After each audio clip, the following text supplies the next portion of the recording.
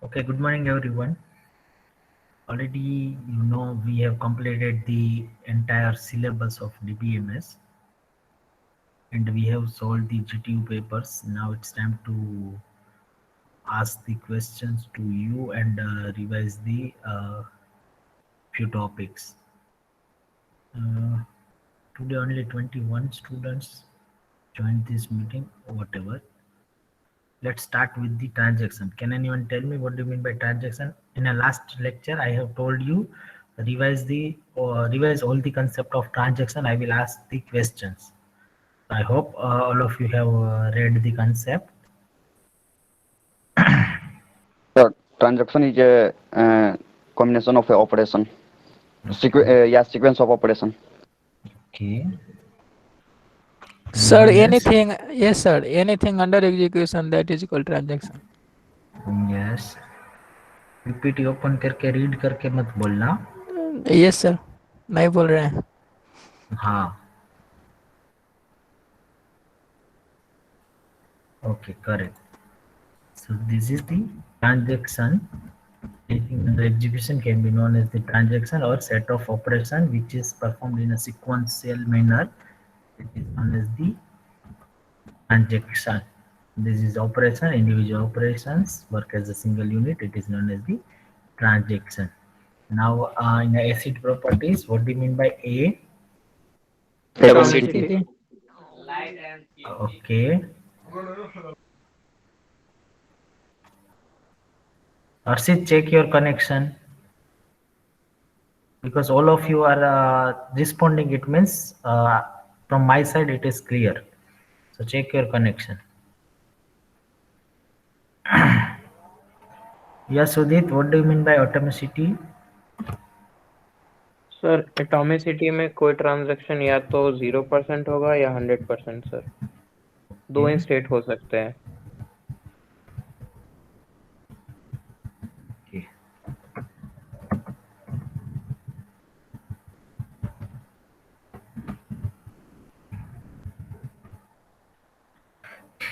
Okay. C4. Consistency. What do you mean consistency? So execution of a transaction is a isolation preserves of a execution in the database. Okay. Other than this,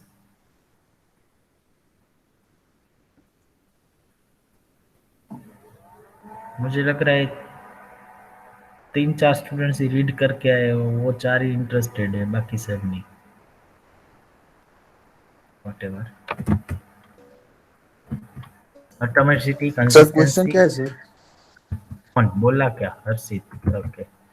acid property transaction का मैंने read करने को बोला था last lecture में. So we are doing revision as well as the question answering discussion. So my question was consistency. So atomicity either complete 0 or 100. Consistency must be available whenever the database is accessed after any transaction. Isolation hidden from other concurrent transaction, and durability, it means transaction must remain permanent throughout of the database. Whatever changes we have made, that should be persist after the transaction also. This is the acid properties. So here it is in detail. Also you can refer the reference books, because in a PPT it's not possible to add each and every line. Okay.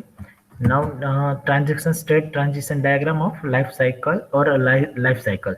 So can anyone tell me what are the Yes, states? sir. Yes, Udit. Okay, Yes. Active. Udit raised the hand, so Udit will answer. Active sir. Then after, Sir, it can go into two stages. First is partially committed or failed. From failed, it can go to aborted, or from partially committed, it can go to committed.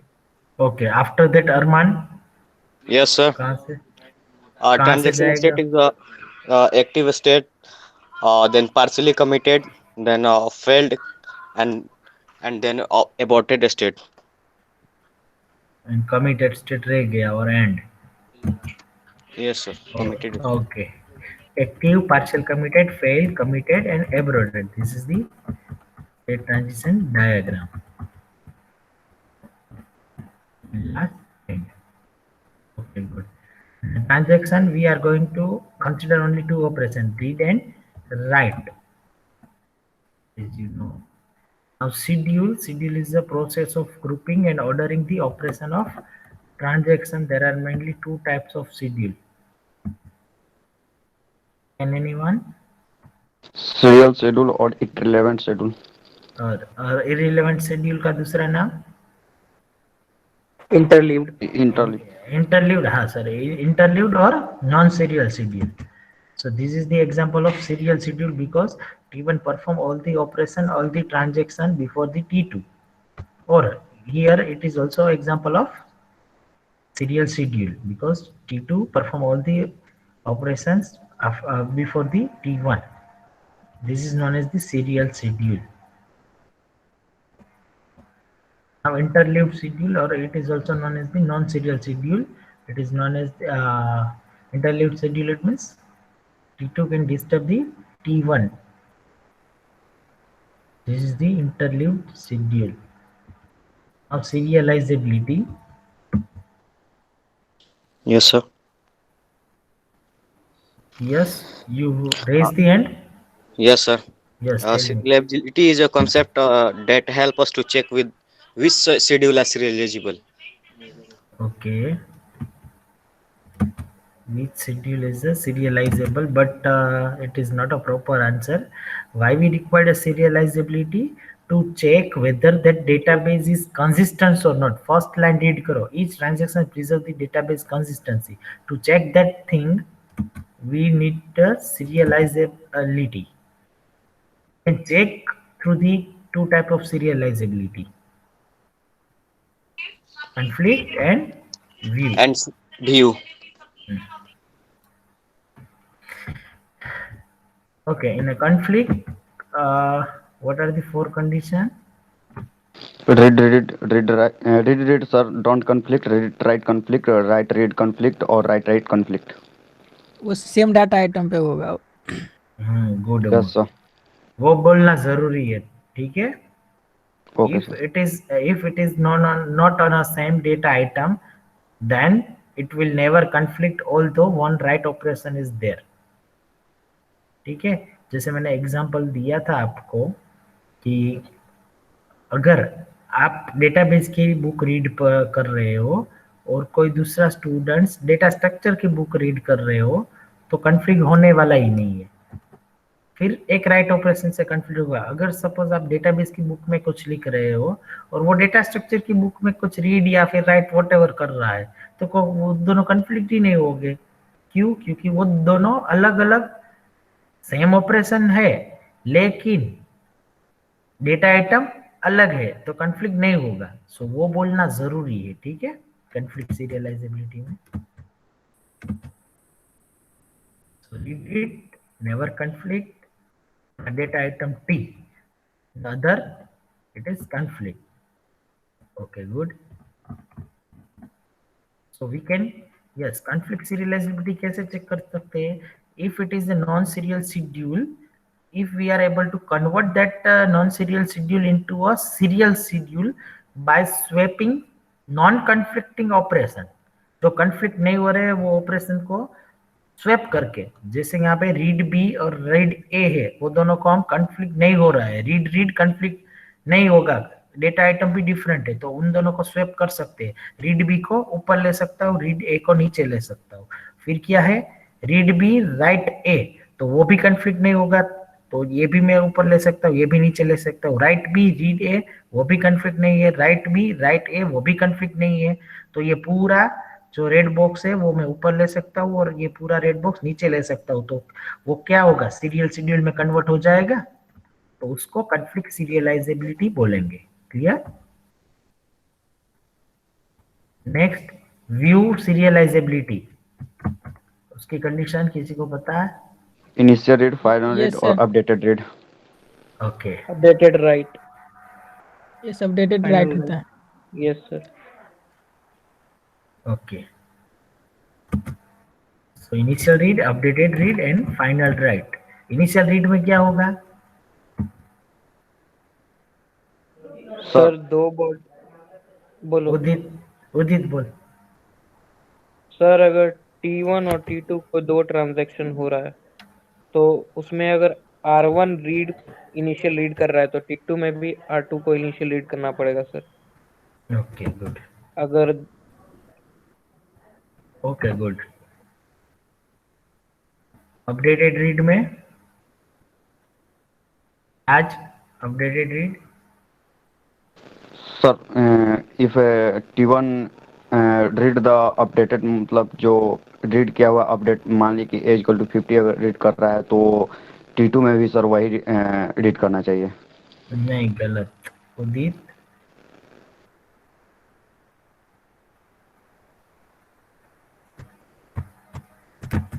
Sir updated read में ये check करना पड़ता है कि read से पहले right कौन कर रहा है. अगर T1 में R1 कर रहा है तो T2 में भी R1 को करना पड़ेगा. अगर T2 में R2 करता है तो सर नहीं होगा updated which read. is produced by another schedule. Yes sir.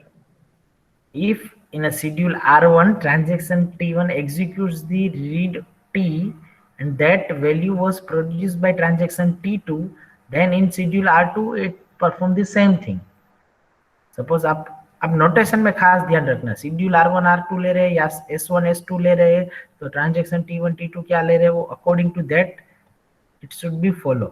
ठीक है. तो ये व्यू सीरियलाइजेबल नहीं है क्योंकि T2 ने in R1 T3 read this operation which is produced by T2. ठीक है. यहाँ पे T3 रीड कर रहा है लेकिन लास्ट अपडेटेड T1 ने किया है तो ये व्यू सीरियलाइजेबल नहीं है. Now this is view serializable because here T3 read the operation read the data item A which is produced by T2. Same T3 read the data item A which is produced by T2. That's why it's a view serializability. Okay, good. Final write. तो same R1 में जो final right कर रहा है वही R2 में होना चाहिए. Recoverable it means if any transaction fails due to any reason before the commit operation that schedule should be recoverable. Cascading rollback it means कि if transaction or if any one transaction is failed then it must be rolled back dependent transaction. यहाँ पे T10 fail हो रहा है तो T11 and T12 dependent है तो वो भी रिकवर होना चाहिए. ठीक है. टेस्टिंग फॉर सीरियलाइजेबिलिटी उसमें हम ये ग्राफ ड्रॉ करेंगे. ग्राफ में साइकिल है. कॉन्फ्लिक्ट के लिए सर. हाँ वो तो बाद में आएगा. If the precedence graph if the precedence graph for S has a cycle then schedule S is not a conflict serializable. तो यहाँ पे ग्राफ में साइकिल है तो कॉन्फ्लिक्ट सीरियलाइजेबल नहीं है. ग्राफ को हम ऐसे भी लिनियर वे में भी डिस्प्ले कर सकते हैं. टेस्ट फॉर व्यू सीरियलाइजेबिलिटी में डायरेक्टली हम व्यू सीरियलाइजेबिलिटी ग्राफ थ्रू नहीं कर सकते लेकिन उसको एक्सटेंशन करके एक्सपोनेंशियल फॉर्म में कर सकते हैं. प्रेसिडेंस ग्राफ को एक्सपोनेंशियल फॉर्म में डाल के लेकिन उसकी कॉस्ट बहुत बढ़ जाएगी. तो here it is not that. Now next two phase commit protocol. Yes I asked the few question in during the viva. At that time few students were confused like a two phase commit or two phase locking. ठीक है. तो वो मैंने lecture में ही बोला था कि confuse मत होना. क्लियरली आप याद रखना कि टू फेज कमिट में क्या आता है, टू फेज लॉकिंग में क्या आता है. यस सरमन यू रेज द एंड.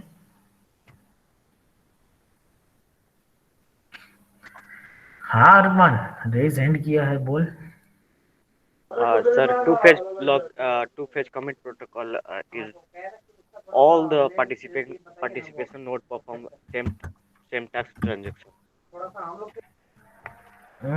इतना काफी नहीं है. Anyone else? प्रिपेयर फेज और एक aborted phase. Okay. Sir two phase क्या होता है?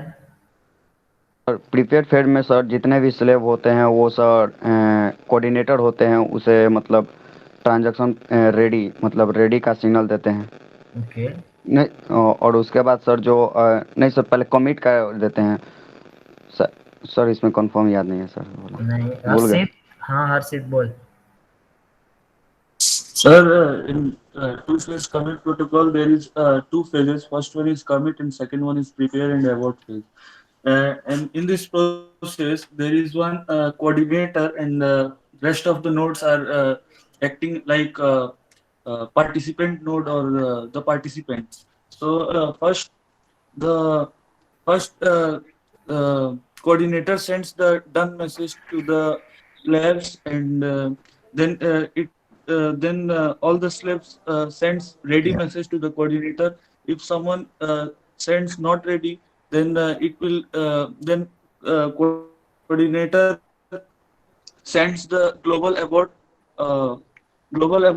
message to the slave, and if they send the ready message to the coordinator, then it sends the prepare, and then again it calls for the commit and global commit, and in this way the transaction gets committed, or if it is not ready, then it gets aborted. Hmm. In these two phases are there.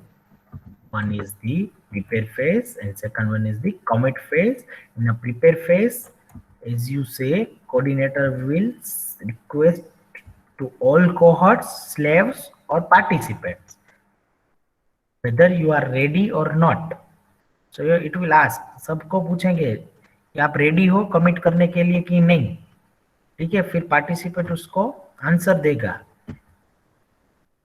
Participate answer देगा whether they are prepared और not.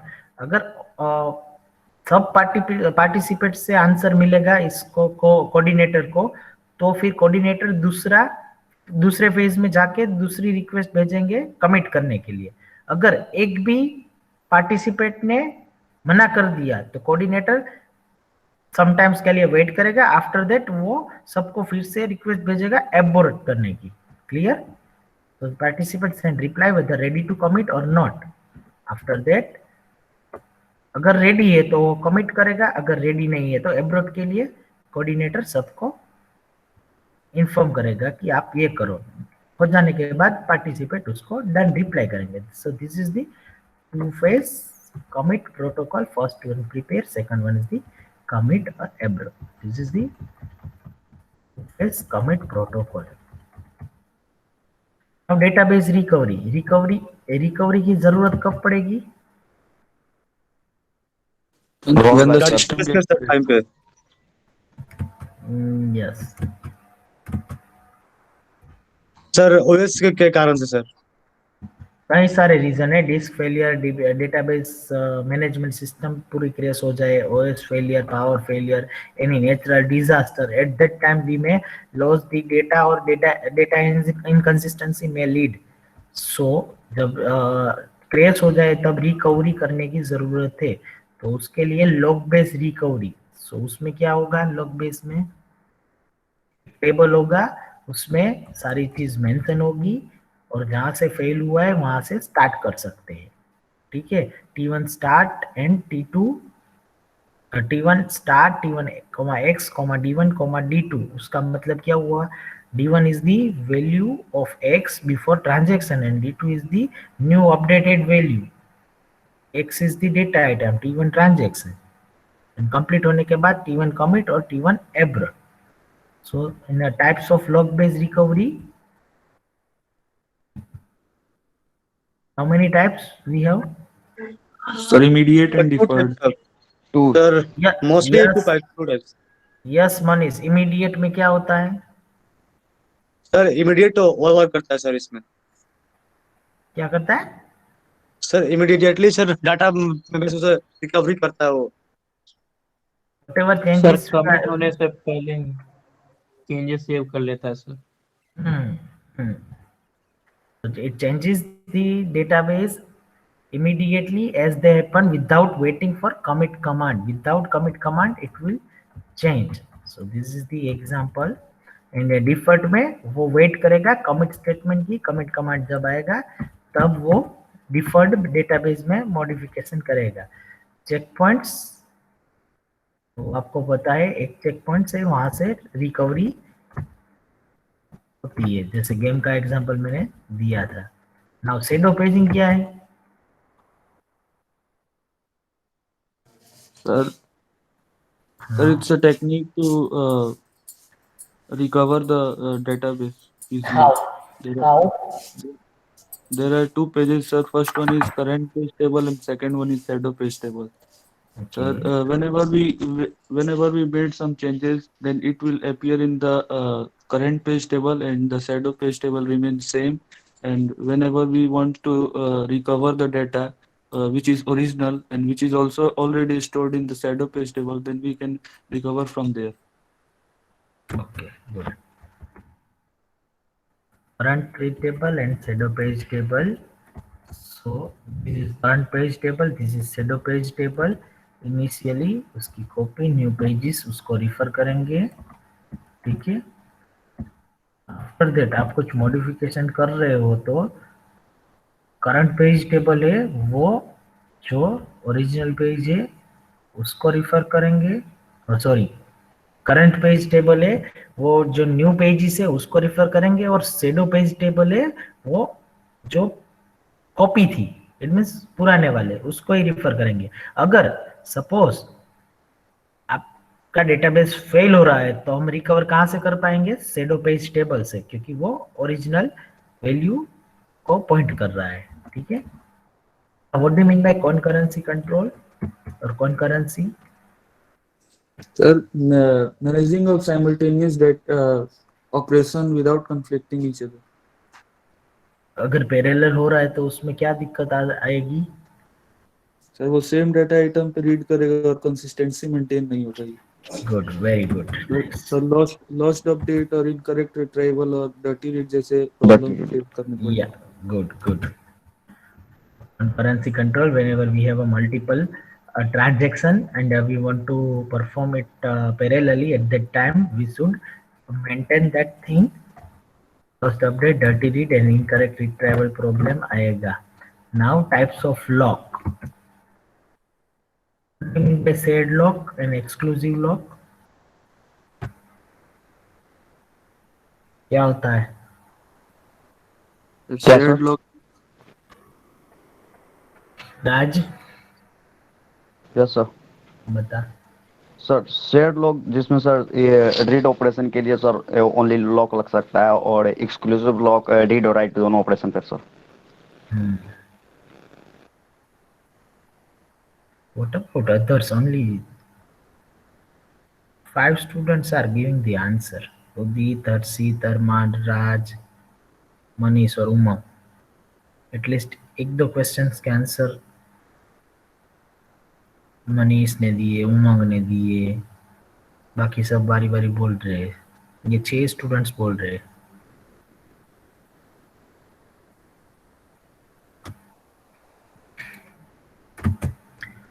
Shared lock and exclusive lock. In exclusive, we can read as well as write the data item which is mentioned by the X, and shared lock only a read operation will be performed.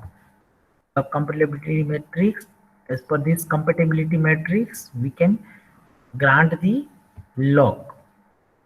Lock based protocol, वो तो आपको पता है।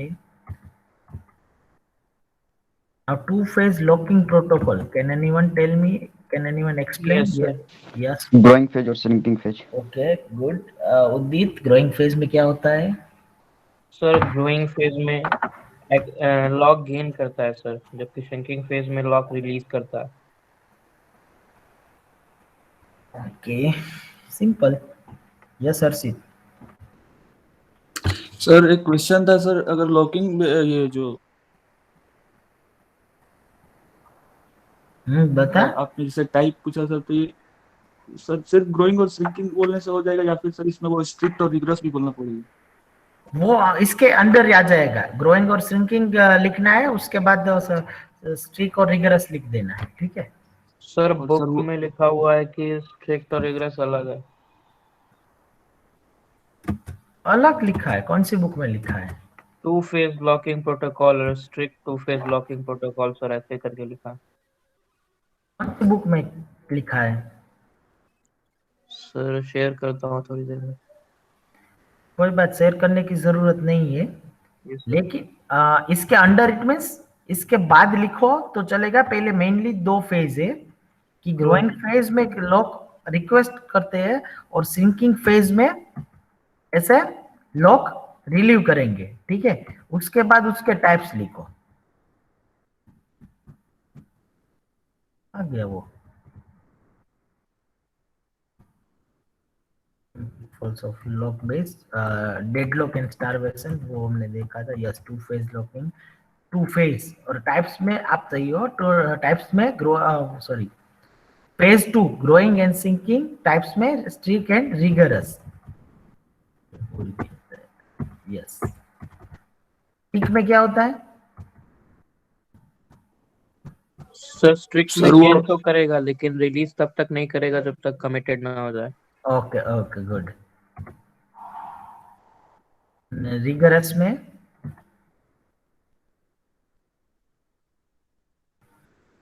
it is not allowed to release any lock until commit command. Multiple granularity, it means it's look like a tree structure. ये क्या होता है? Shortly explain कर दो कोई। मल्टीपल ग्रेन्युलरिटी, सर इसमें चेक करते हैं अगर पेरेंट पे सर लॉक लगा हुआ है तो सर उसके चाइल्ड पे भी सर वो हम लोग उस पर ही मतलब उसे ग्रांट नहीं कर सकते, उस पे भी लॉक लगा ही हुआ है। अगर पेरेंट्स को लगा है तो बाय डिफॉल्ट चाइल्ड्स को लग जाता है। अगर चाइल्ड नोड Yes, पे आपको रिक्वेस्ट करनी है तो पहले चेक करना पड़ेगा पेरेंट लॉक है कि नहीं है, ठीक है, गुड है, सही है। yes.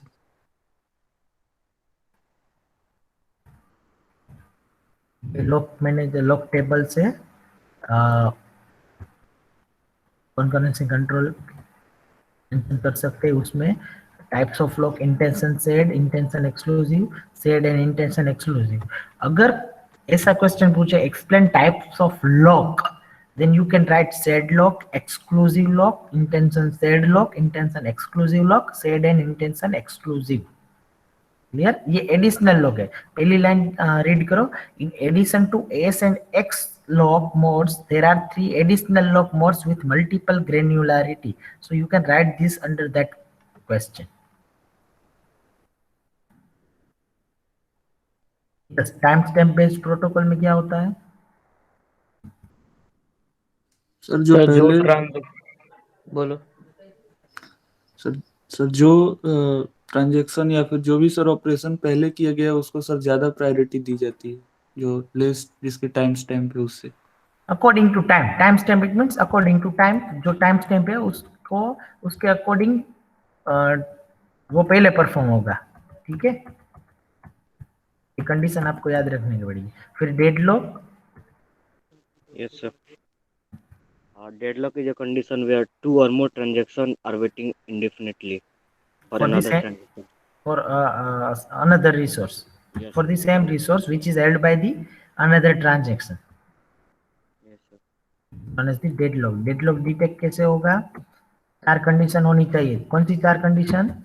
mutually exclusive, halt and wait, non-premeditation and circular wait। Non preemptive and circular wait. Next semester में ऑपरेटिंग सिस्टम सब्जेक्ट आएगा, उसमें ये पूरा यूनिट है। इसमें तो सिर्फ टॉपिक ही है ना, तो वो पूरा यूनिट है। तो जो भी आप यहाँ पे रीड पढ़े हो, सेम थिंग वहाँ पे रिपीट करनी है। तो ये 4th सेमेस्टर का एक चैप्टर यूनिट तो आपका कंप्लीट हो गया। और वो भी आईएमपी टॉपिक, वेटेज भी उसका ज्यादा है, ठीक है। 4th सेम में भी आप पढ़ाएंगे सर?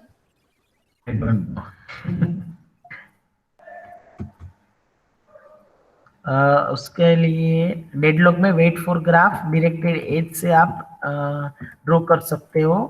वेट फॉर ग्राफ, अगर उसमें साइकिल प्रेजेंट हुई तो वो डेडलॉक है, साइकिल प्रेजेंट नहीं हुई तो डेडलॉक नहीं है। यहाँ पे डेडलॉक नहीं है क्योंकि साइकिल नहीं बन रही है। यहाँ पे इनिशियली साइकिल नहीं बन रही है, लेकिन C2B रिक्वेस्ट करेगा तो साइकिल बन रही है, तो ये डेडलॉक हो गया।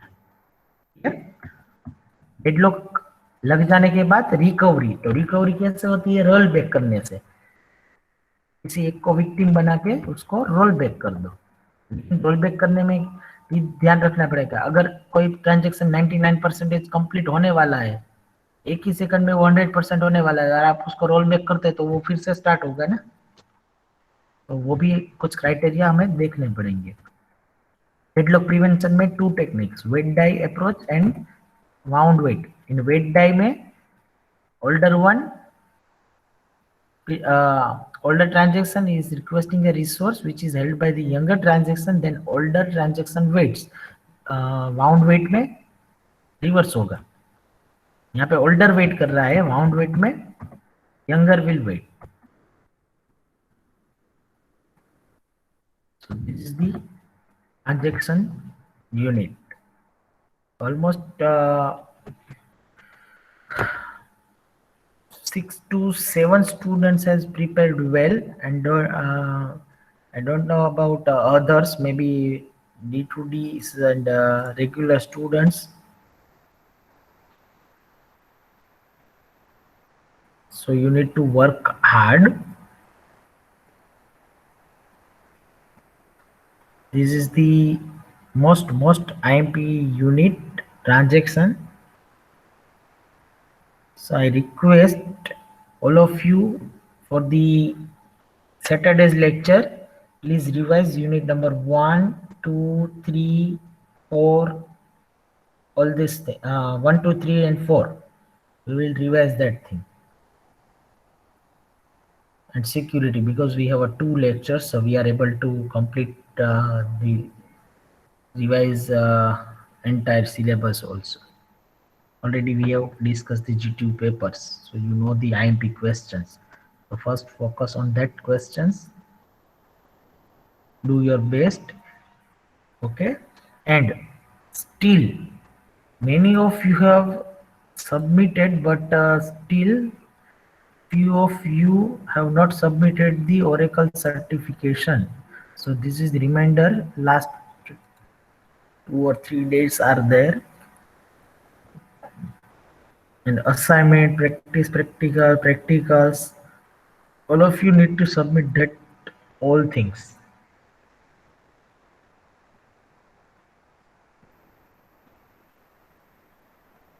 Hello sir. हेलो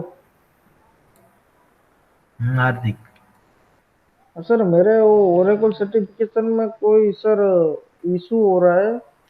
उसमें सर मैं रिफ्रेश कर रहा हूँ तो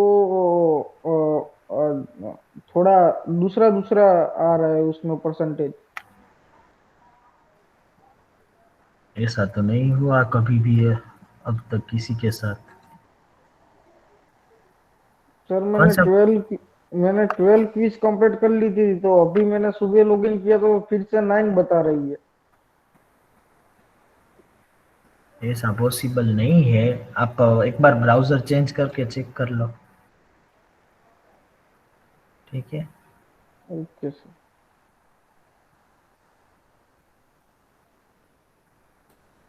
Okay, Vatsvera has submitted the Oracle certificate. Alok is remaining Alsef. Alsef तो फेल ही करने वाला हूँ मैं। वाइवा के टाइम बोला था कि हो जाएगा। अमित, आमोद, आर्यन ये सब बोले थे। अविनाश, अविनाश यस सर, अभी अपलोड करते हैं सर। कब का बोला था मैंने? कब सॉरी का? सर, अभी कर देते हैं, जस्ट देख लीजिए सर। नहीं, अब मैं सॉरी बोलूंगा, मुझे तुझसे सॉरी नहीं सुनना है। गगन वो भी बाकी है। हार्दिक, जीनाली, कशिश कुमारी, सोनी, मनंजय, नियति, पंकज, प्रशांत, Rajiv, Shibu, Sonu, 1 2 3 4 5 6 7 8 9 10 11 12 13 13 students from the regular students have not submitted this one. 13 students. Sir LCF का तबीयत खराब है, बोल रहा था कि सर 96% कर लिया, आज कर देगा।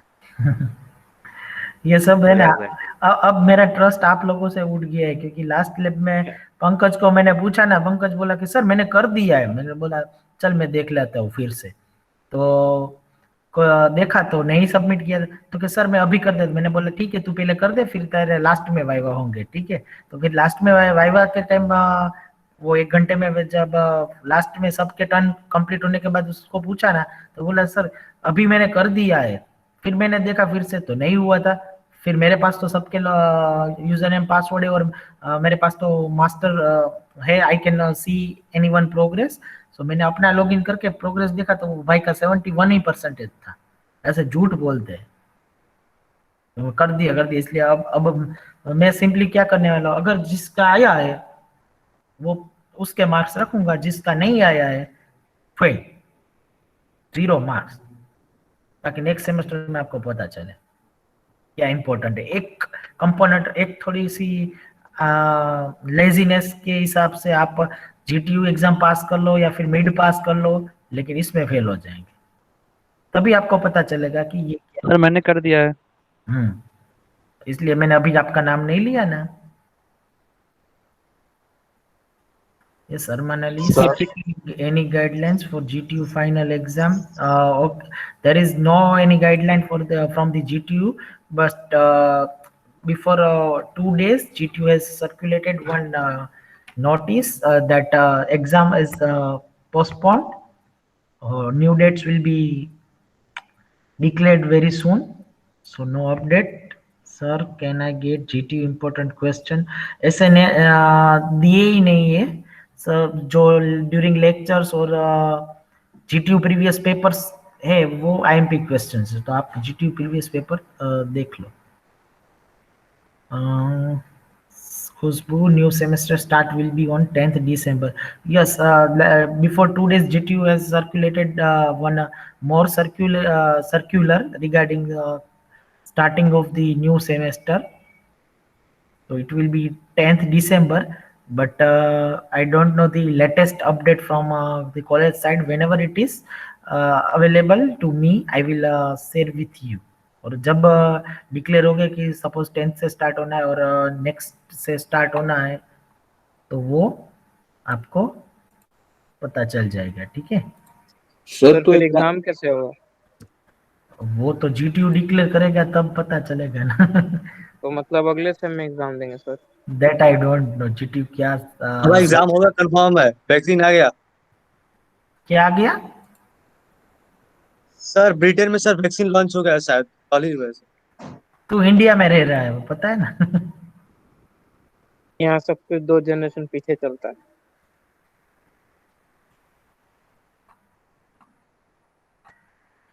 और वैक्सीन का मतलब क्या है पता है? जिसको नहीं हुआ है सर उसको नहीं होगा। हाँ, वैक्सीन पहले देते हैं, जिसको हो गया है उसको रिकवर और ये सब होने में तो थोड़ा सा टाइम लगेगा। और वैक्सीन भी इतनी आ गई है, दैट्स गुड, लेकिन वैक्सीन जब सब लोगों के पास पहुंचेगी तब तक प्रोडक्शन भी इतना होना चाहिए। और हमारी पॉपुलेशन तो आपको पता ही है बहुत कम है इंडिया की, तो पता नहीं सबके पास कब पहुंचेगी, ठीक है। दैट इज सर तो हमारा 8 सेमेस्टर ऐसे ही हो जाएगा सर।